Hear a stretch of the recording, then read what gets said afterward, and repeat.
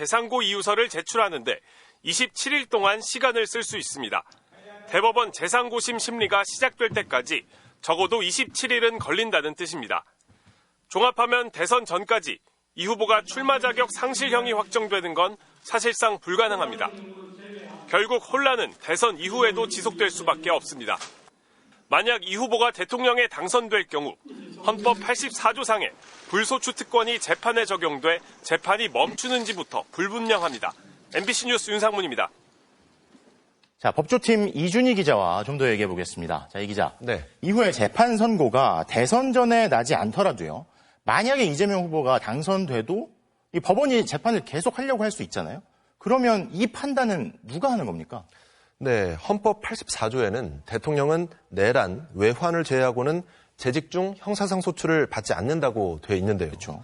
이때 형사상소추에 당선 이전에 받고 있던 재판을 포함할지 뺄지가 관건입니다.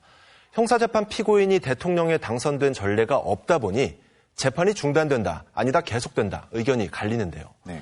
대법원이 오늘 선고를 하면서 이 부분에 대한 해석을 내놓지 않았거든요. 네.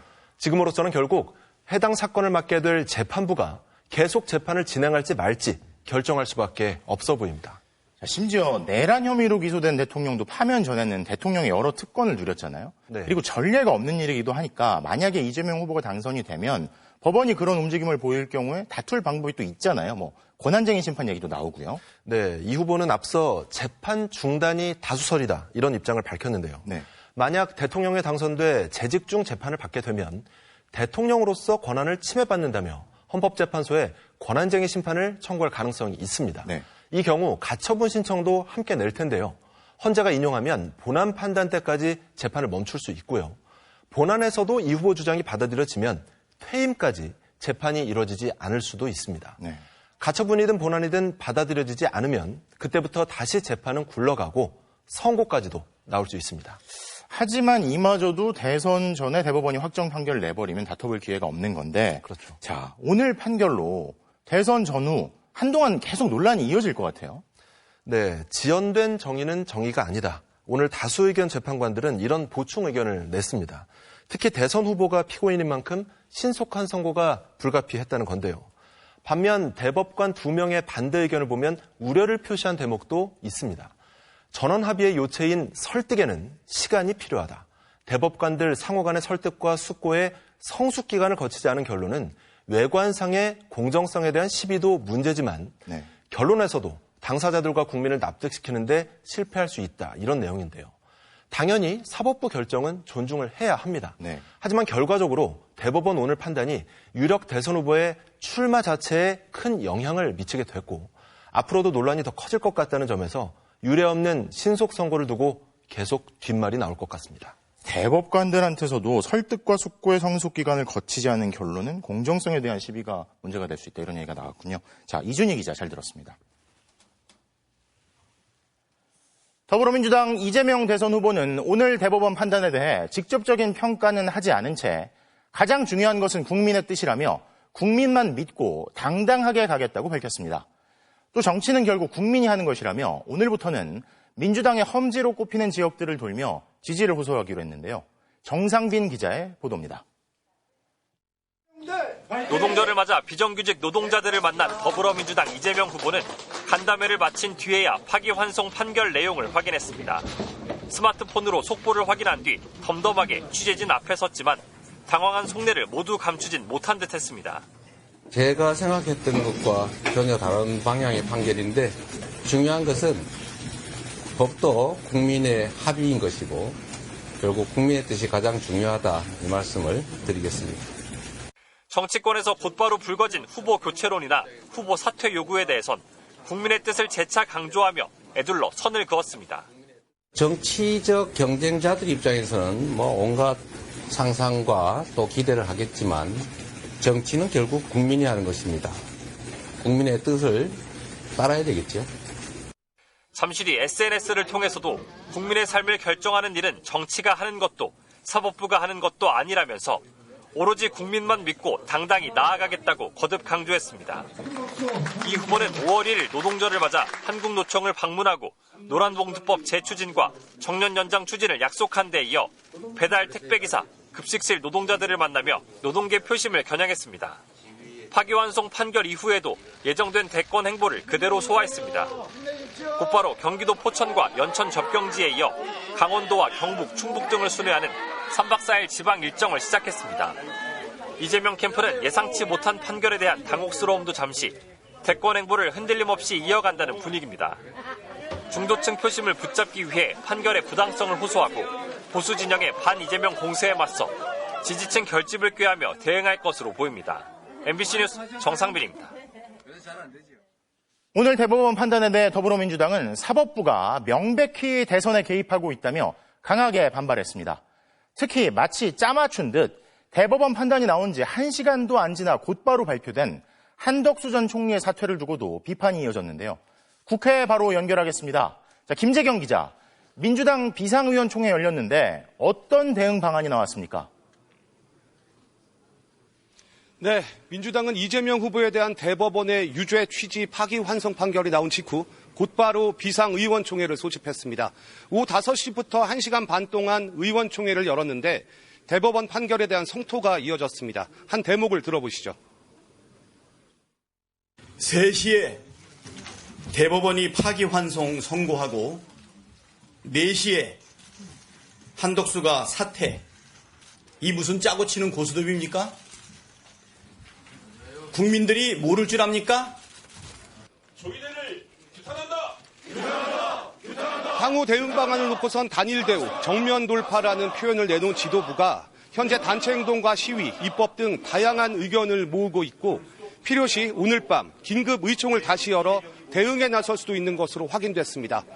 민주당은 사법부가 유력 대선 후보에게 올가미를 씌우면서 명백한 정치 개입에 나섰다고 강하게 반발하고 있습니다. 대법원이 판결을 지나치게 서둘렀고 마침 한덕수 전 총리가 사퇴 담화를 예고한 날 선고 일정이 겹쳤는데 이게 우연일 수 있겠느냐, 짜맞춘 각본 수준이라는 겁니다. 특히 사건이 배당되자마자 전원 합의체로 회부됐고 단 9일 만에 2번만 심리를 진행한 졸속 판결이라고도 지적했습니다.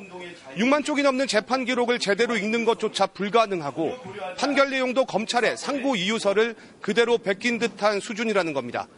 조국혁신당도 국민의 선택을 코앞에 두고 대법원이 정치의 한복판에 뛰어들었다고 가세했습니다.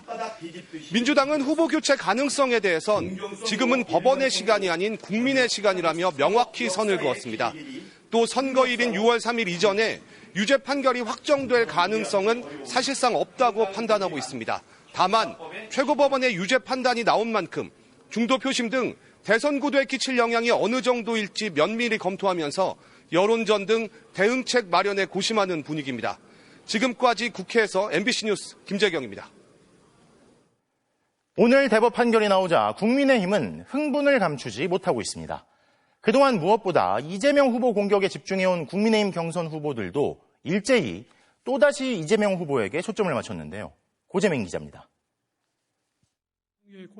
대법원이 이재명 더불어민주당 대선 후보의 공직선거법 위반 혐의 사건 상고심을 유죄 취지로 파기환송하자 국민의힘은 즉각 상식의 승리이자 법치의 복원이라며 흥분을 감추지 못했습니다. 아직 흥분이 좀 가라앉히지 않았습니다. 국민의힘 지도부는 진영 논리에 눈이 먼 2심 판결은 법을 정치도구로 전락시킨 반법치적, 반헌법적 판결이었다며 대법원이 빨리 바로잡아 국민들이 늦게나마 사법정의가 살아있음을 확인했다고 밝혔습니다. 그러면서 이재명 더불어민주당 대선 후보의 후보직 사퇴를 촉구했습니다. 법 위반 행위에 대해서 책임을 지고 재판 지연으로 국민을 우롱한 데 대한 책임을 지고 후보직에서 즉시 사퇴하기 바랍니다. 나아가 대통령 후보를 계속 고집하는 것 자체가 국민에 대한 모욕이라며 민주당을 압박했습니다. 민주당은 책임 있는 정당이라면 조속히 후보를 교체해야 합니다. 국민의힘 대선 경선 후보들도 일제히 대법원의 판결을 환영하며 이재명 후보의 사퇴를 촉구했습니다. 한동훈 후보는 이로써 이재명 후보의 거짓말 면허증은 취소됐고 동시에 정치인 자격도 박탈된 것과 다름없다고 했고 제가 목숨 걸고 싸워서 반드시 법원의 선고를 넘어서서 여러분의 선거로 이재명을 꺾겠습니다. 김문수 후보도 계속해서 얄팍한 거짓말로 국민을 속이려 든다면 국민이 직접 이재명 후보를 심판할 것이라고 말했습니다. 법이 얼마나 엄정하고 무서운지를 깊이 깨닫고 스스로 후보직에서 사퇴할 것을 촉구합니다.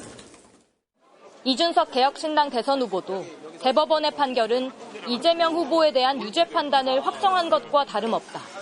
피선거권 상실은 시간 문제라며 민주당이 후보 교체를 단행해야 한다고 한 목소리를 냈습니다. MBC 뉴스 고재민입니다.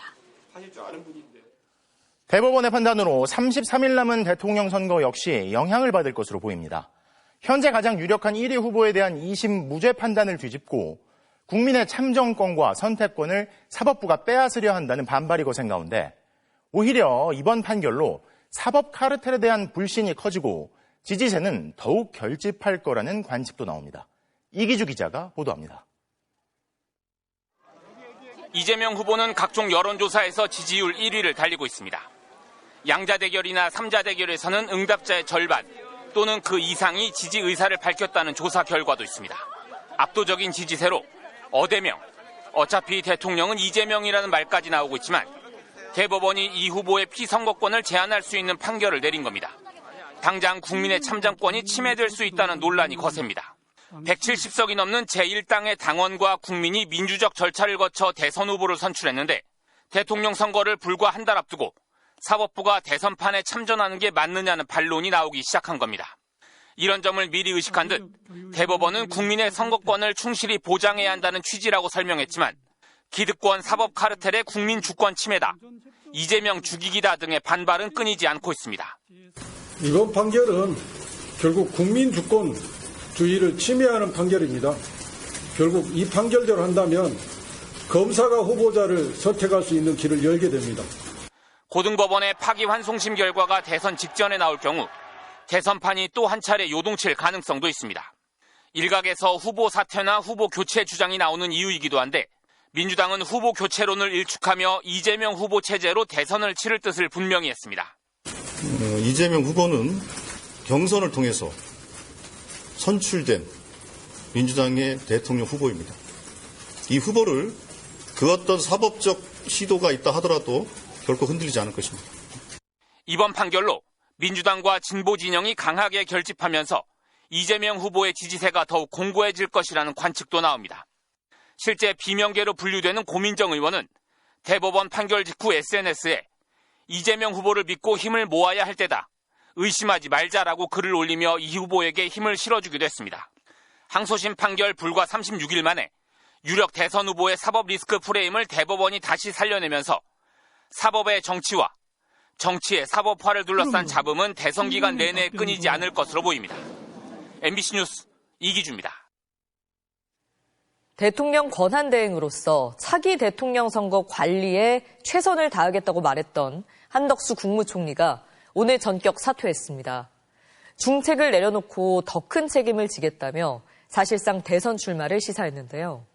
초유의 권한대행 사퇴가 일으킬 후폭풍에 대해선 아무런 언급도 없었습니다. 홍익표 기자가 보도합니다.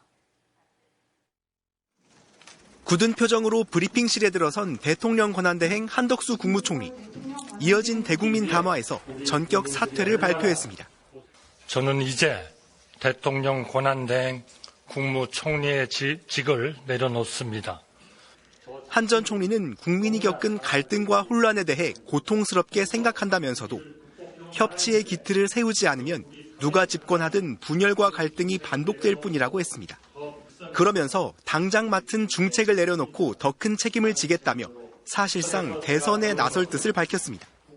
제가 할 수 있는 일, 제가 해야 하는 일을 하고자 저의 직을 내려놓기로 최종 결정하였습니다. 6분간의 대국민 담화를 마친 한 전 총리는 별다른 질의응답 없이 퇴장했습니다. 한 전 총리는 이 길밖에 길이 없다면 가야 한다며 사퇴의 변을 밝혔지만 그 길을 왜 자신이 가야 하는지에 대한 구체적인 설명은 하지 않았습니다. 우리 사회가 진영의 소렁에 빠져 있다고 평가했지만 역대 최장수 총리로서 이를 극복해내지 못한 데 대한 유감 표명도 없었습니다. 미국발 통상전쟁 대응을 지휘하는 최고 책임자의 자리에서 물러나며 닥칠 수 있는 국정 혼란에 대한 사과 역시 없었습니다. 한 전 총리가 사퇴하면서 대통령 권한대행직은 다시 최상목 경제부총리가 넘겨받게 됐습니다. 일단 한 전 총리는 무소속으로 대선 출마를 공식 선언할 전망인데 호남계인 이정현 전 새누리당 대표 등 정치권 안팎의 지원이 이루어질 것으로 보입니다. 국회의 비상계엄 해제 의결에 참여했던 국민의힘 박정하 의원은 계엄 선포를 쳐다보기만 했던 총리가 대선에 출마하려고 다 내팽개쳤다는 쓴소리를 남겼습니다. MBC 뉴스 송희표입니다. 한덕수 총리의 사퇴에 민주당은 사리사욕을 위해 더 큰 권력을 탐하겠다는 선언이라고 비난했고 조국혁신당은 출마 선언과 동시에 한 전 총리를 공직선거법 위반 혐의로 고발하겠다고 예고했습니다. 국민의힘은 한 전 총리를 지지하고 나섰는데 촉박한 단일화 시안에 셈법은 복잡해졌습니다. 지윤수 기자입니다.